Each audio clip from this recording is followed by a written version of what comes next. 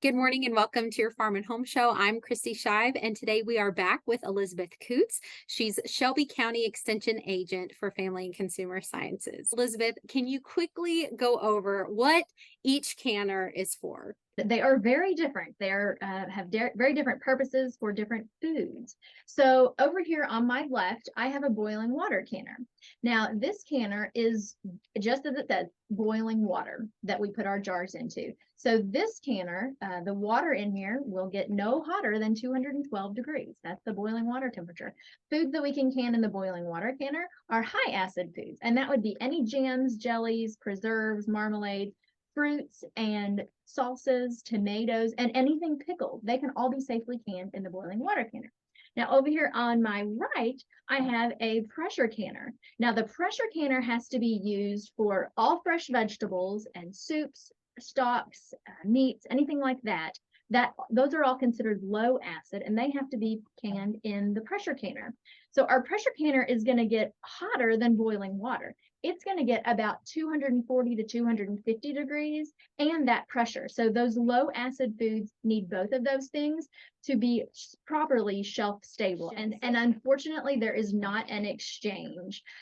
Those foods that I mentioned, those fresh vegetables, meats, soups, and stocks, they all have to be canned in a pressure canner. So you could put them in the boiling water canner and can them all day in boiling water, but it's only going to get 212 degrees, and it is not going to be safe at shelf stable temperatures. This is why it is so important to make sure that we are using an approved recipe. Yes, that's right. And that's really the first step, making not only your equipment like we talked about yesterday, but making sure that you have research-based recipes and methods. The first step in the boiling water canner would be to fill it with water. Now, we don't want it to be boiling just yet, but we do want to go ahead and get it on the stove and get it warmed. It takes a while for this canner to get warm. So you will also want to make sure in the bottom of your canner you have a rack. Now, this is the same for the pressure canner. You will always want to have a rack in the bottom.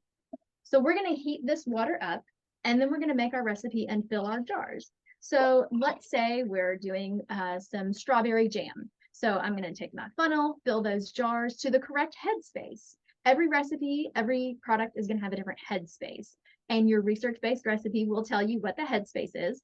For jams and jellies and marmalades, it's a 1/4 inch. So I am going to make sure to use my little headspace tool and fill my jars to a 1/4 headspace, and my little headspace tool will help me with that. Once I fill all my jars, I'm going to wipe the rim of the jar, because the plastisol around the flat lid has to adhere to the jar. So then I'm going to put my lids on and my screw bands just fingertip tight, okay? And then I'm going to put those jars down into my water. And again, this is just hot water right now. So you want to make sure at this point that your water level is about 1 to 2 inches above your jars. You're going to put the lid on and turn your temperature on your stove up to high. Once the water starts boiling, you start your time. Once your timer goes off, then you'll take your lid off, turn your heat off, and let it slowly cool down. For about 5 minutes, you'll wait and then take your jars out. Now, I know your next question is going to be, what about the pressure canner? How do I use the pressure canner? And yes, there are a few more steps in this, but you want to make sure to look at your manual to see how much water to put in your pressure canner. Since we're relying on pressure, we don't need as much water in the pressure canner.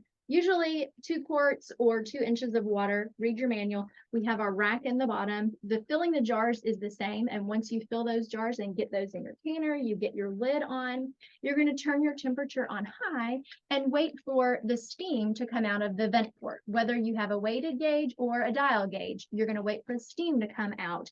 And once it's a full funnel, you're going to set a timer for 10 minutes.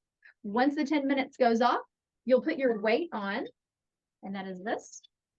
And then you're going to watch or listen for your pressure to increase. Once it reaches the appropriate pressure, you'll start your time. Elizabeth, such great information. If someone would like more information, how can they do that? Of course, contact their local extension office. There's one in every county in Kentucky, and we'll be happy to help. We have information that we can print. We can talk to you over the phone and make sure that you know what you're doing. Thank you so much for being with us today, Elizabeth. Thank you for joining us today on the Farm and Home Show, and we'll see you next time.